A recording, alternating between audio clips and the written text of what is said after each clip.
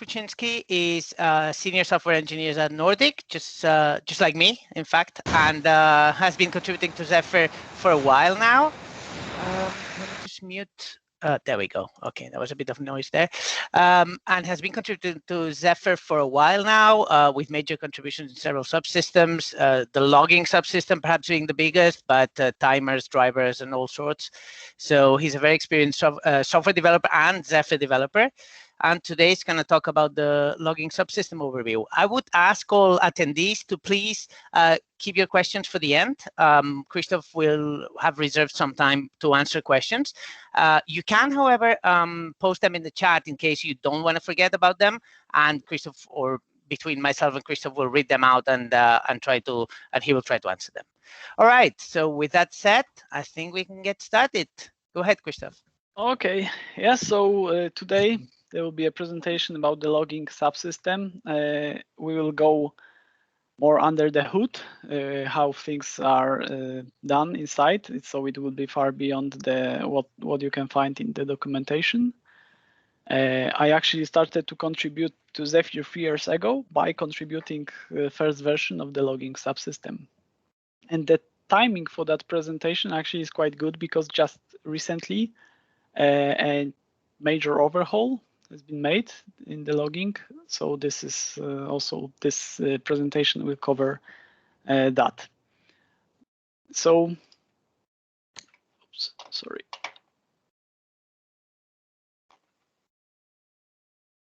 So the agenda, we will start first with presenting the requirements for the logging, because there is a lot of perspectives at which you can look at the logging.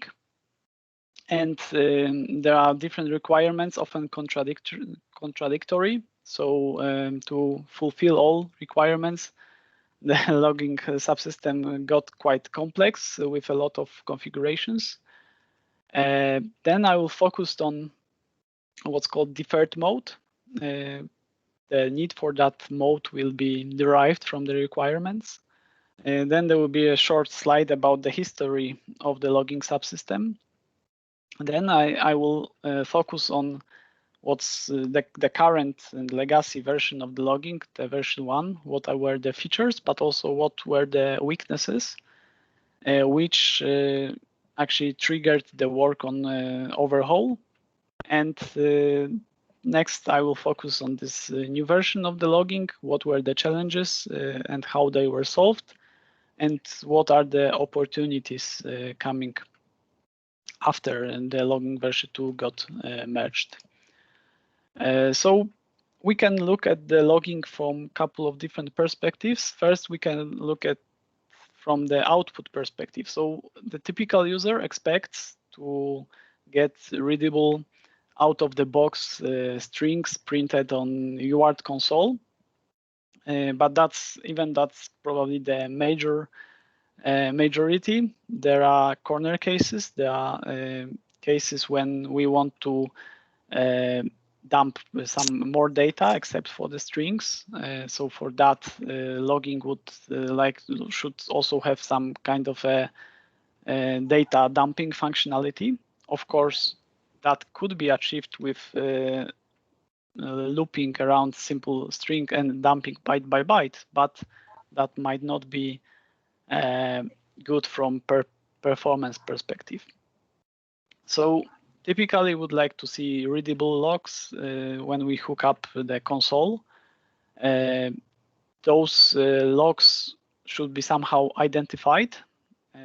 So we would like to identify them by the level, the criticality level, the source, so the module which generated those logs, and in some cases even we would like to see them prefixed with function name to easily find them in the code. Of course, we would like to identify those logs in the time dimension, and here we also have different requirements. In some cases, the critical thing would be to have high precision timestamping when we are debugging some time critical thing and we need the exact timing of the operations. But typically, maybe most common thing would be to get like maybe less precise but non-wrapping timestamp, especially in the field if you want to identify this in the long period of time. And there are cases when a user would like to see a custom timestamp. For example, I have seen one case when somebody debugging USB was actually requiring USB frame counting as the timestamp because the absolute timing was not important, rather the location versus USB frames. And even though the most common thing would be to accept out-of-the-box readable logs, in many cases there is a trade-off between resources and ease of use, and then we would like to get compressed logs to save the bandwidth or save the processing time.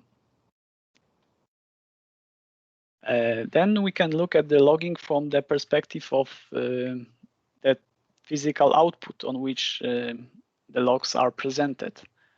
Of course, the obvious one is, and the default, usually the default one is the UART console present on most of the boards.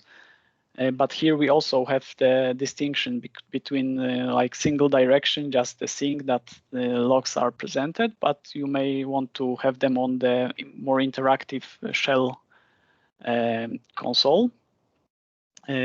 Especially in the field, the logs, the UART console is not something we want. We prefer file system and logs written there. And we already see that the properties of those outputs differs a lot. And then we may want to get logs over the Bluetooth or network. And of course, when we have the options to have multiple backends for the logging, we actually would like to have more than one active at the time.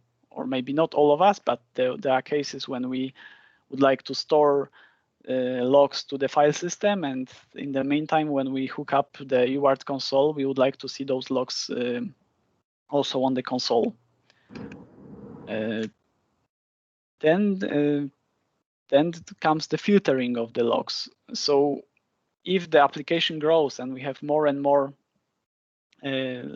modules in the system, if we would enable logs everywhere, then the memory footprint would be too big and there will be a flood of logs. So we need a way of filtering, disabling the logs. Most obvious one is the global filter, but that's also in certain cases not enough. If we, for example, want to debug I2C and we want to debug logs there, but we don't want to enable others, then we need finer tuning of the logging. So per source filtering.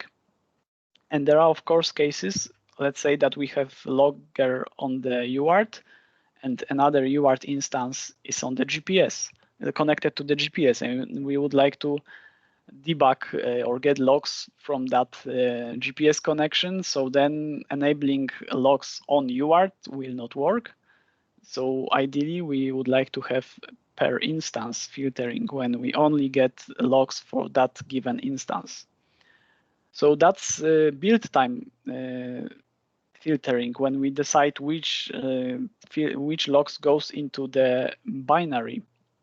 But there are cases when we would like to have those logs in the binary, but not presenting them only when we need to enable them on certain sources or instances, for example.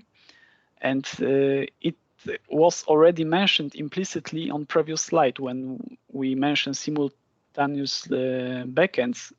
If we have, for example, file system backend and UART backend, we definitely would like to have different logs printed on UART, for example, debug logs from I2C, but keep logging only warnings and errors to the file system. So for that, we need that is runtime filtering, which is independent for each backend. And then Zephyr is, of course, real-time operating system. And here we would expect that logs are closest to non-intrusive. So when we enable them, the application should behave as without those logs. And handling readable logs is time-consuming operation because string formatting requires processing, and processing is required also to handle the backends to send data over UART or over Bluetooth. So this needs to be somehow tackled. And of course, we need to log from any context. We don't want to be limited to logging only from threads. So even from the highest interrupt, we would like to be able to put logs and not break the application. So if we take that into account and take into account that that there is a lot of processing to be done to format the string, it may be impossible to log from highest priority context. Same goes from the handling the backend. If, for example, we would like to send logs over Bluetooth, then sending them directly from highest priority interrupts will not be possible. And in the real-time operating system context, there is also a thing about last logs that happens just before reset, especially if reset occurred due to some error. Those logs are critical and must not be lost. And of course, this we already see that handling that will make the logger more complex, and there will be configurations that just doesn't care about that. There is a emulation or unit testing where there is no timing requirements, no resource constraints, constrained operations. Same goes for memory. So there will be applications that will put first speed over size. So we'll have infinite ROM or RAM, and we'll just to get the logs as fast as possible. Otherwise, would care more about the size, and probably the most will accept the good trade-off between those.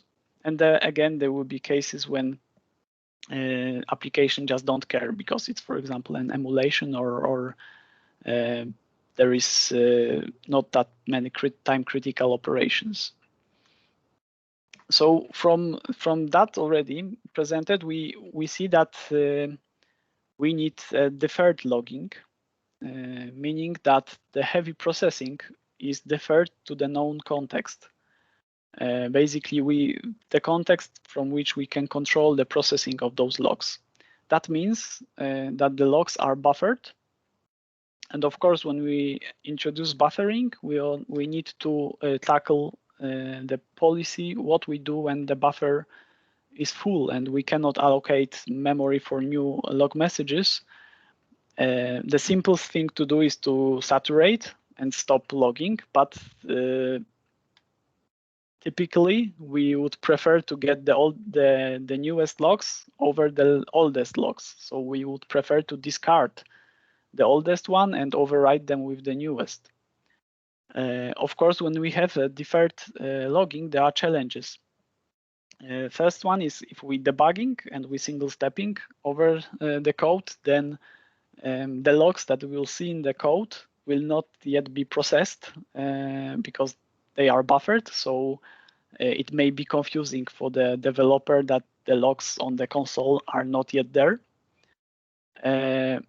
Then another challenge is that if we are buffering those logs, we need to make sure that they are always flushed, especially when a fault occurs.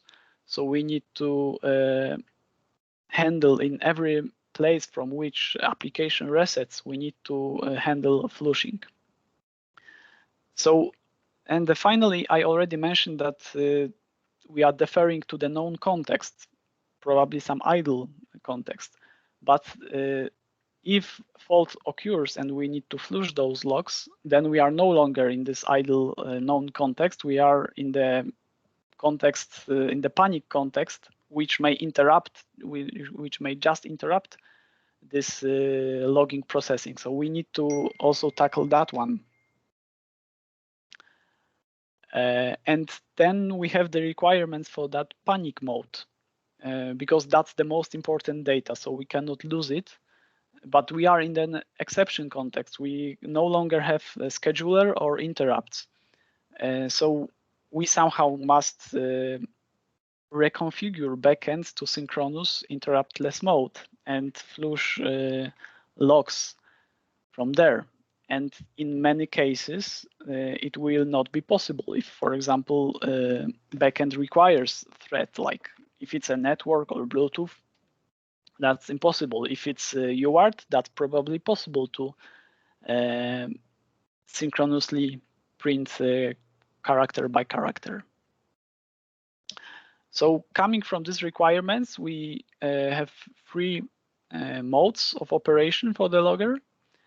First one is the deferred, already mentioned. So we here we are able to support any backend, any context for the logging. It's closest to non-intrusive, but the output is delayed. But we can do all the filtering, build time and runtime. We can format the data, the log output. Then if that's not an option, another thing is the immediate mode. That's intrusive and limited to only certain backends because we are logging directly. We are processing the logs directly from the place where they are called.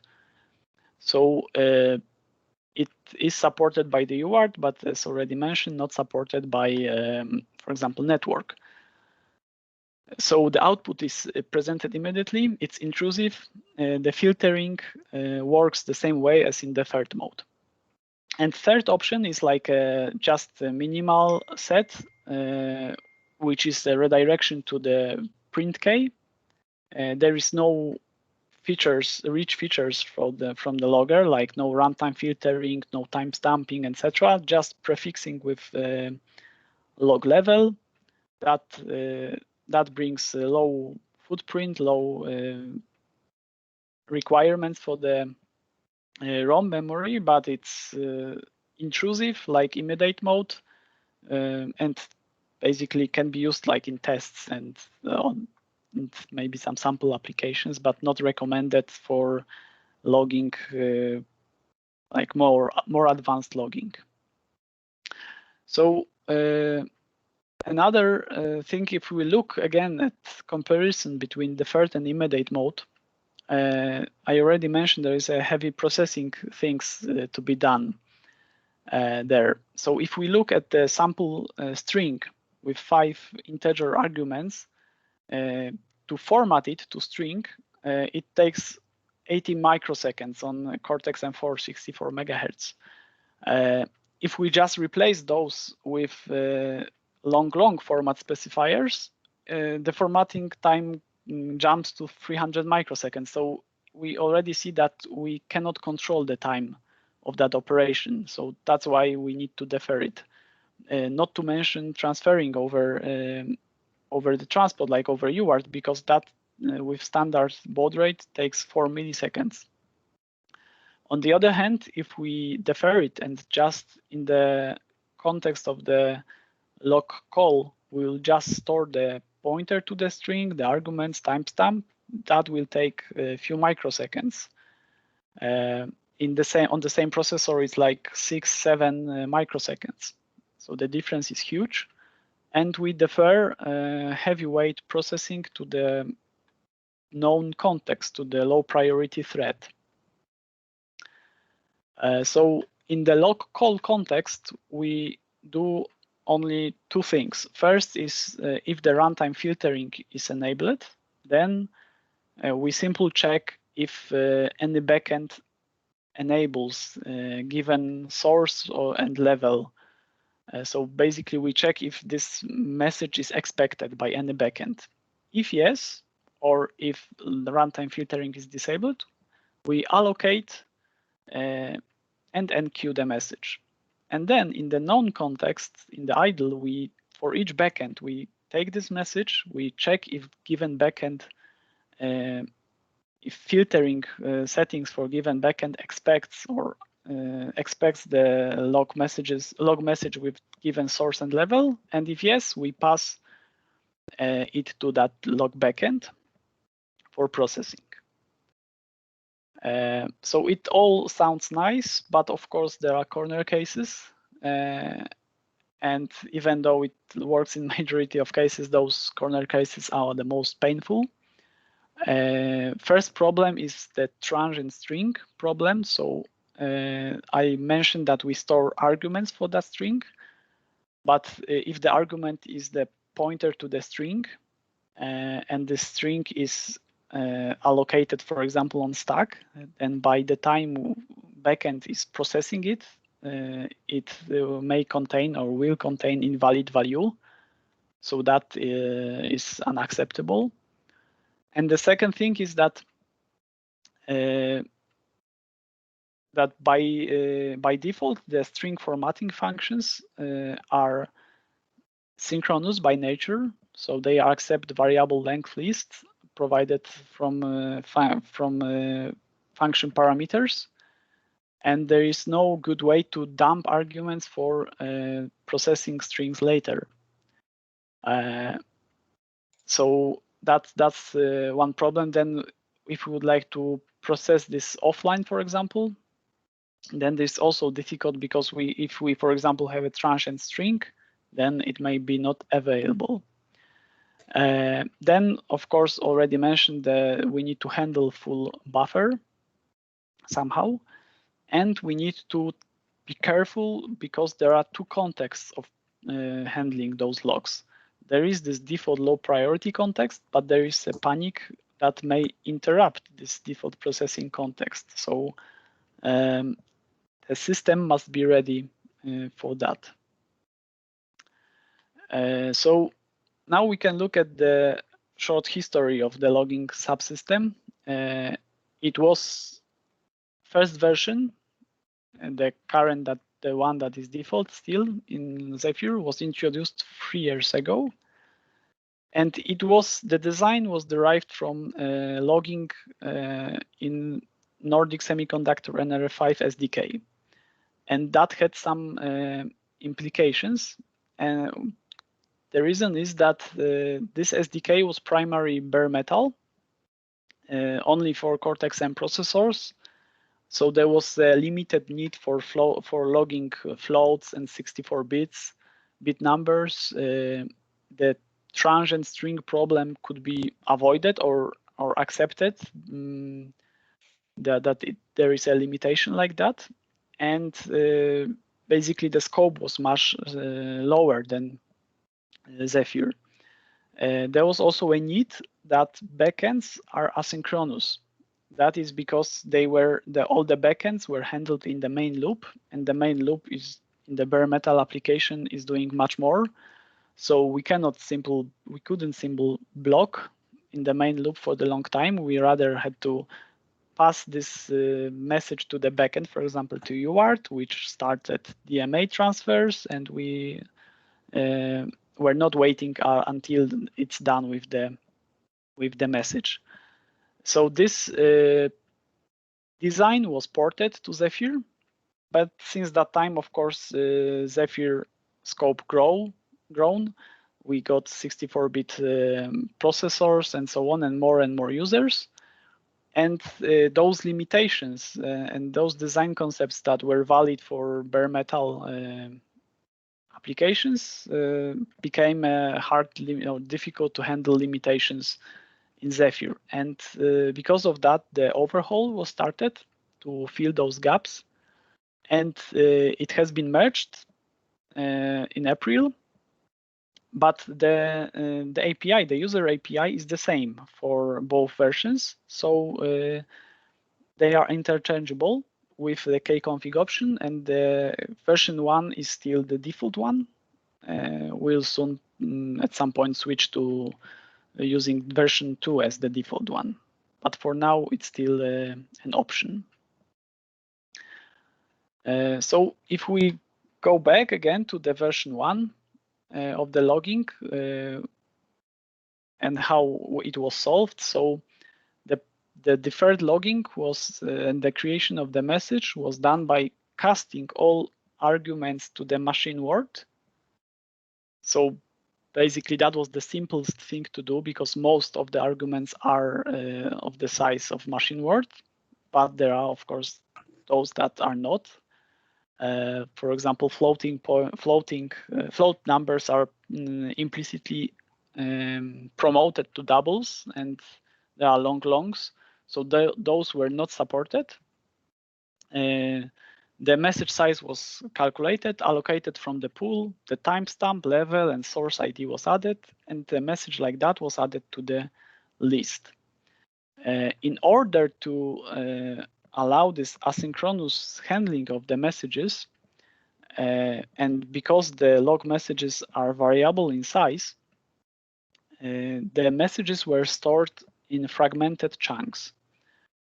So there was a pool of fixed size slabs. The size of the slab was picked so that it could fit typical log messages, like up to 2 arguments. And if the message exceeded this, then it was stored on multiple chunks. First chunk was had the pointer to another chunk, and next one had to another, and so on. So we could fit any message size there. This first chunk contained the reference counter, and the reference counter was incremented for whenever a backend got this message, and decremented by the backend when backend was done with the message. And those chunks were released and put back to the pool when the ref counter reached 0. So this way, the message was shared across all the backends. So that was good from the memory perspective. And there was no control when backends were releasing the message. So backends could be asynchronous.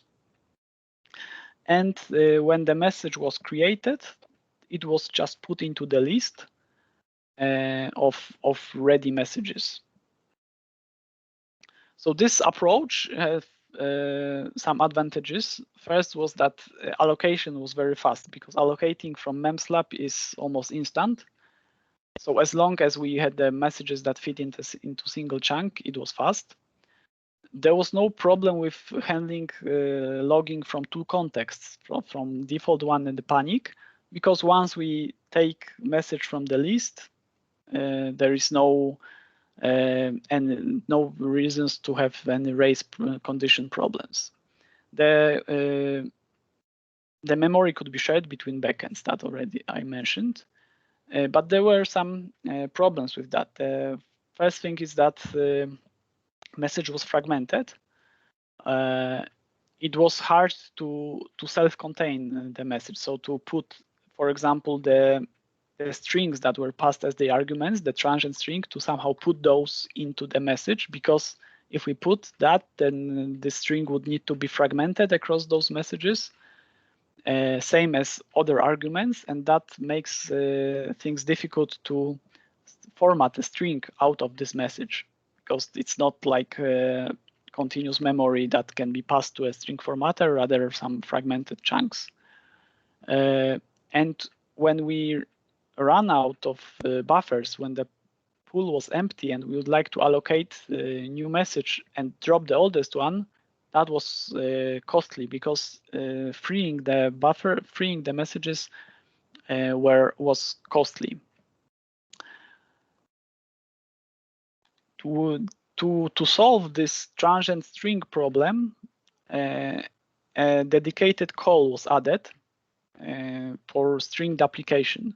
So logging had a dedicated memory pool from which this function was allocating a buffer, copying the string to that buffer, and returning pointer to the location, the new location of the string. So this way, we managed to put the string that was transient into the memory that we control, and this duplicated string had to be freed when the log message is freed. But this requires that the message is scanned to check if there are any string format specifiers, and if so, check if this argument is within this memory pool, and then it had to be freed. So that increased the cost of freeing the message. So that's another reason why it could have a negative impact on when logger was saturated. And another thing is the fragmented message had caused the problems with string formatting, because to handle that, we had to create a very nasty switch case, which basically for each number of arguments reads those arguments and call print with variable length arguments. So this function, this switch case alone takes like 700 bytes, increase the stack usage. And of course, with this approach, there is no path to handle types other than with size bigger than machine word. So the deferred logging version 1 had those limitations, that the problem with stringed applications, limited type support, and the problem of fragmented distributed messages.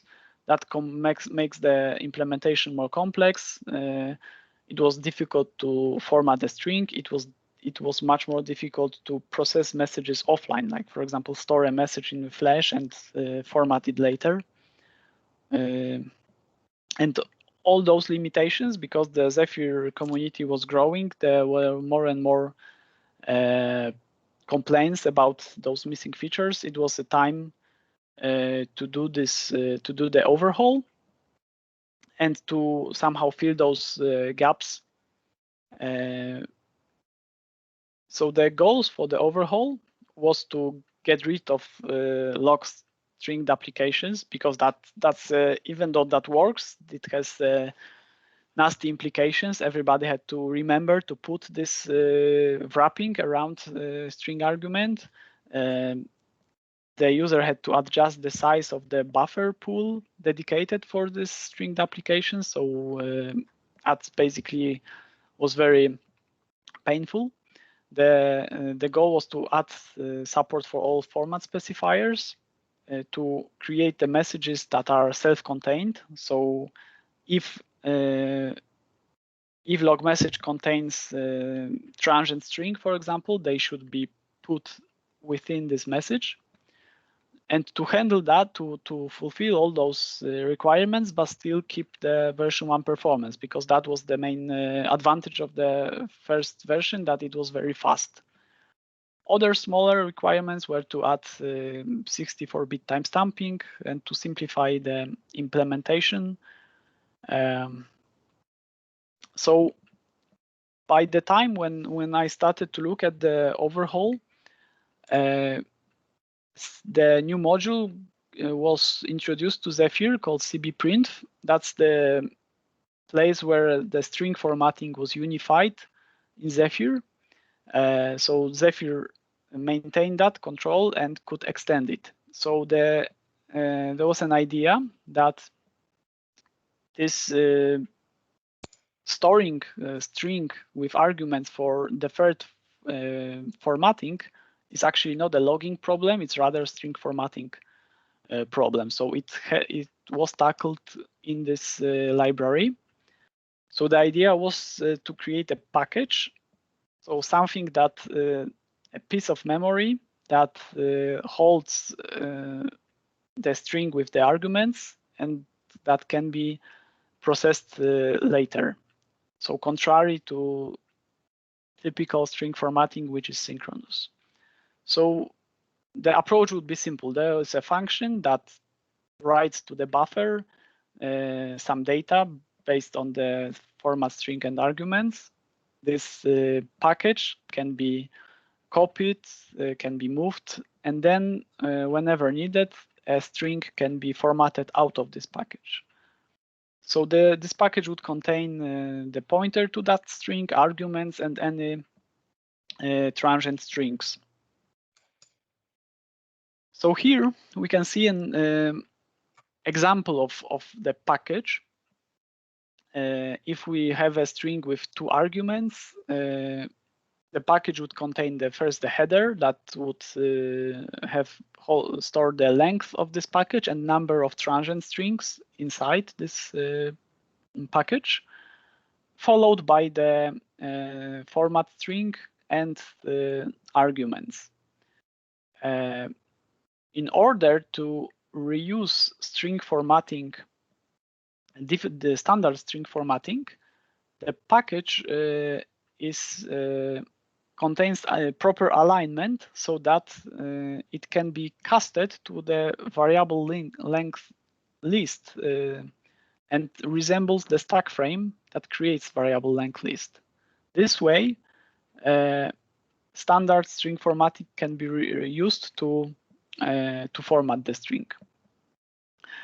Of course, that means that if we are copying this package around, we need to maintain initial alignment of that package. So to process that, before standard string formatting, we need to update the pointers within this package, because if there are char pointers pointing to the transient strings inside, then when we copy this thing around, those addresses are no longer valid. So before processing, we just update those pointers and then pass it to the standard string formatting.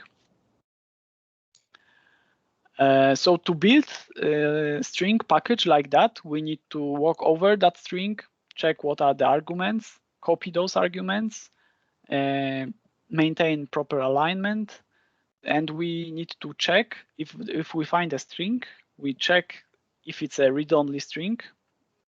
For that, we use read-only data linker section. And if it is not read-only, then we copy that into the package body. So this approach is much faster than full string formatting, but it's still relatively slow. Like the string I presented before would take like 20-30 microseconds to build a package like that. So even though that fulfills all the logging requirements, that would degrade performance compared to version 1. And the API for that packaging consists actually from 2 functions. First one is function that creates the package, and if we pass null as the buffer, then it just calculates the size needed for that package. And then second function that basically takes this buffer and produces the string out of it. So that's, from functionality perspective, that's good, but there was still a missing piece to meet the version 1 performance. And there was an idea that this package could be built much more simpler by simple assigning or dumping those arguments directly to the memory. That seems obvious, but it would be only doable for most typical use cases when the arguments that doesn't require any special handling. So there was a question how to then handle those special cases, how to handle transient strings, how to add this proper alignment, and basically how to detect when simple assignments is not enough. And around that time, I learned about a generic keyword. This is it was new to me, even though it was introduced in C11. Basically, it's a preprocessor function to detect type of the argument and do actions based on that. And that happens at preprocessor phase. So we can, it's like a C trying to be like C++ with overloading and templates. But this, when I saw it, I already knew that this was the missing piece because that allows to do the compile time detection of things. And for example, with that we can detect when corner cases happens and apply, for example, runtime packaging in that case. So if we look at example how to detect if there are any string pointers in the arguments, we can create a simple macro that checks if a given argument is the char pointer. Basically, we return 1, and otherwise we return 0. Then we use looping macros, so for each, and we call this macro for each argument provided, and we separate it by adding a plus sign in between. So basically, we will get a sum of basically we'll get a number of char pointers in the variable length list of arguments. Of course, this will have some false positives because if there is a char pointer, it doesn't necessarily mean that we are logging a transient string, because we might be just storing a pointer that is happens to be char pointer, or there is a read-only string. But still, it allows us to detect those cases when the char pointers are present. So to create a static package, string package, we can detect if it can be applied. We can calculate the size of the package. We can, of course, write this package, and we can fall back to the runtime packaging if generic keyword is not supported, or if there are corner cases. So we have an API for that. Like, first macro is detecting if runtime packaging must be used, and it accepts the string, but it also accepts one additional argument that indicates if there are any fixed number known strings present in the string. For example, if every log message is prefixed with function name parameter, then we know that there is always at least one string pointer, and this string pointer is a read-only string, so we can skip that. And then second macro is building this package. And again, similar like in the runtime function, if we provide null as the buffer address, then it just calculates the size. So we can now see the sample, how the static packaging could look like. So we have first if, where we check if we must do the runtime packaging. If yes, we calculate the length of that package in the runtime. Else, we calculate it statically. Then we allocate the array on the stack. And again, if we need to do the runtime, we write to this array using runtime function. Otherwise, we do the static packaging. So even though it seems like there is a variable length packet allocated, space allocated on the stack, if we do the static packaging, it's actually fixed size, because at compile time, compiler can calculate the size of that array. So if we now, another thing that we using here is that we rely on the fact that compiler is smart enough to get rid of all the code that is known to be not executed. And if it's known at the compile time, then compiler can optimize it. In this not very smart example here, for example, if we have some operation on X, and a compiler can figure out that this X is always 0, then this if condition will never be true. Then compiler will remove this print k call. Also, then it will learn that z variable is never used, and it will also be removed from the binary. So we're relying on that, and we can actually, using those macros, we can create hundreds of lines of C code that resolves to very few assembly instructions. So if we look here, we have the real example of that. I use this macro to create a static package. So if we have string with one argument, it actually resolves to four assembly instructions. So we read the address of that string, we store that on stack together with, in R0 we have this argument I.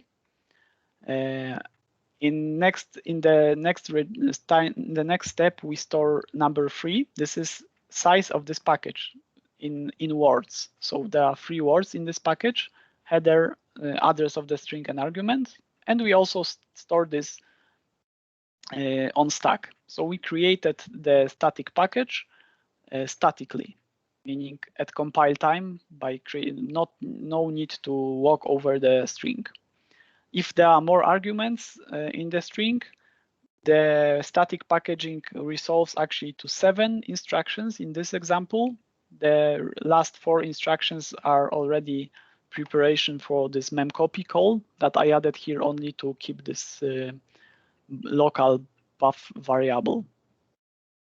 So this way we were able to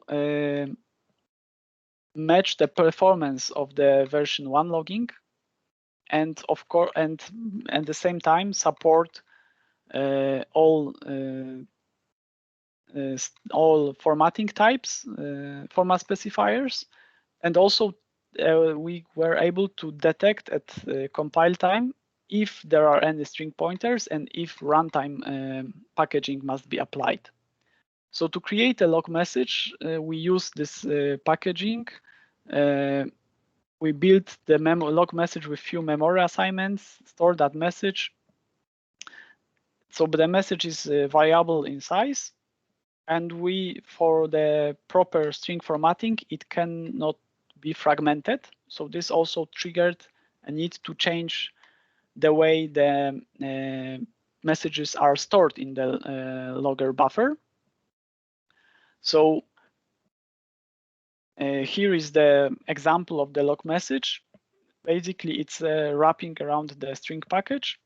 The header contains the size of the package, the data present in the message, if that was the hex dump call.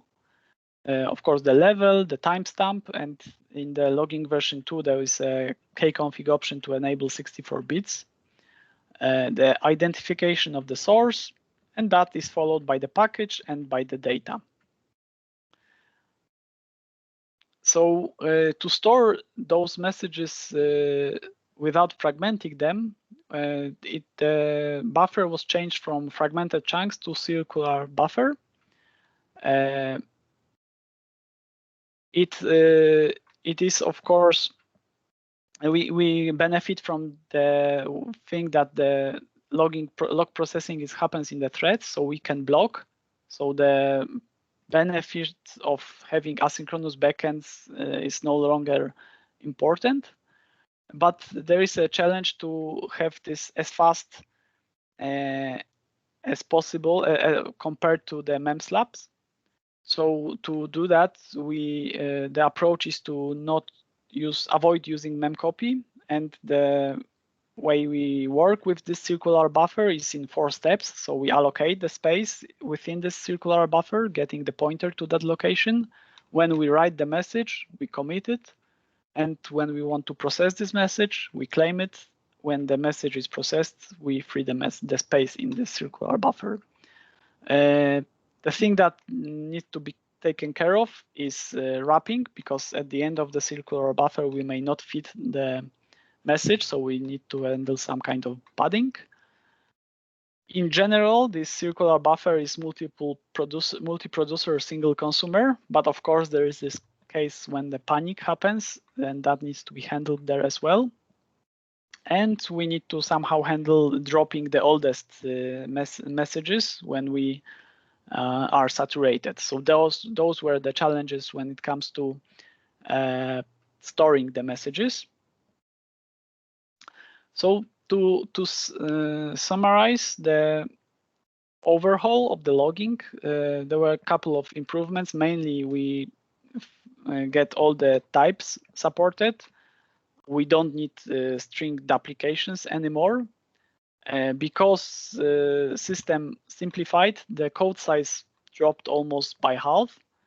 The buffer is better utilized because there are continuous messages and not fragmented. And logging from user space improved 5 times. There are some costs. First is that the average size of the log message increased from 15 to 32 bytes. That is because of this static packaging that happens in the context of the log message call. And by default, the performance is slightly degraded compared to version 1, like 25% slower. That is mainly because this allocating memory in circular buffer is slower than using memslab. But this the performance can be matched if we pick the speed option. Then the message sizes grows, but the performance is the same as in case of version 1. So the self-contained messages bring the new opportunities. One is the dictionary-based logging. That is an idea where we send just this message for offline processing on the host site. This is already integrated, and further improvements may come because if we do that, if we are not formatting the string on the application, then we actually may strip those strings away from the binary and save a lot of memory space. So this may come in sooner or later. File system logging can also be optimized because currently it stores formatted strings. So this takes more space, requires formatting before storing. And with the new self-contained messages, those messages can simply be stored in the file system and formatted later on.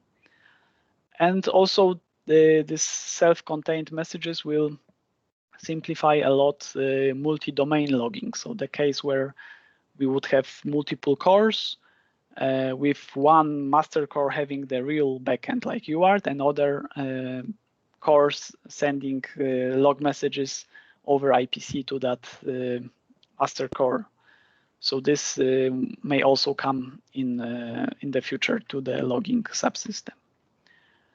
So that was all I have to present. There are still a few minutes for some questions. So thank you. Feel free to raise your hand. There's a raise your hand button, or to type the questions on the chat, please.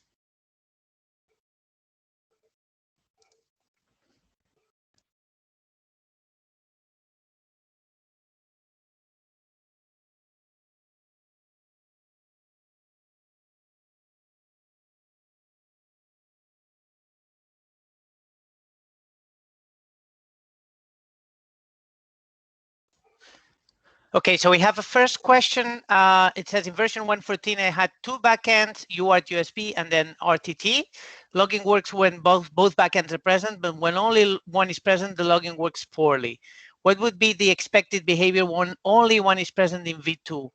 And I assume that by present, you mean connected in this case, because obviously you choose the number of backends at compile time, so it'll be connected. So Christoph, do you know? I think that you refer to the RTT logging that at some point in Zephyr behaved very slow when the debugger was not connected, because it was blocking due to the fact that data was not taken out or read out from the buffers. But in general, that's not that would be a bug.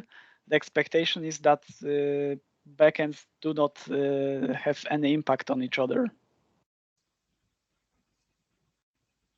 Very good.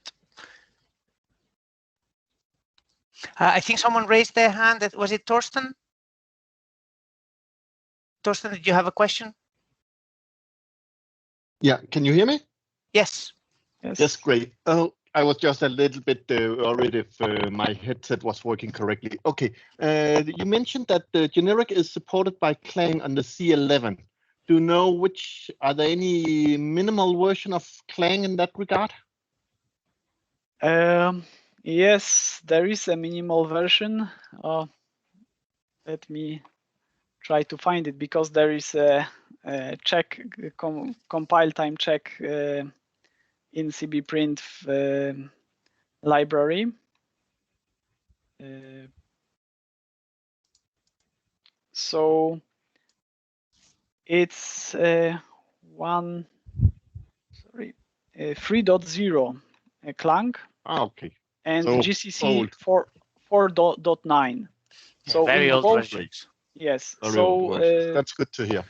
So C11 doesn't need to be enabled there. It's like it's supported even when C99 is being used. Okay. Okay, great. Thanks. Okay, there is a question. Can you read it out loud, please, Christoph, just yes. for the recording? Thank you. Is there any way to prevent loginf, logwarn statements getting compiled selectively to save the flash space? I guess this is a limitation in version 1. So the question is there is a global level that can be picked for a whole system. So the maximum compiled level, I think there is an option like that. And for other than that, then you have levels independent for each source. Does that mean that if you switch that, if you have at build time, I only want errors, all of those loginf and logwarn will not get compiled in at all? Yes. Okay. Yes, I will. Let me try to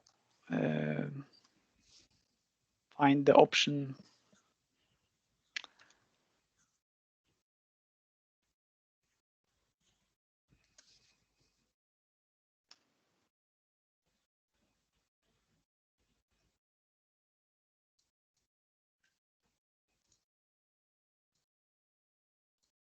Yes, so there is a log max level option. I will type it here. Mm-hmm.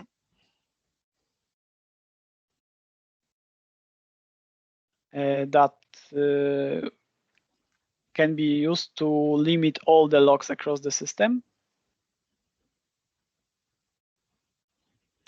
Okay, we have one last question because we're almost out of time, but is there any possibility to debug using logging the Zephyr startup, the init phase? Since it's difficult to, it apparently more precisely after cases work queue init, there seems to be some issues debug or using logging to debug that startup phase.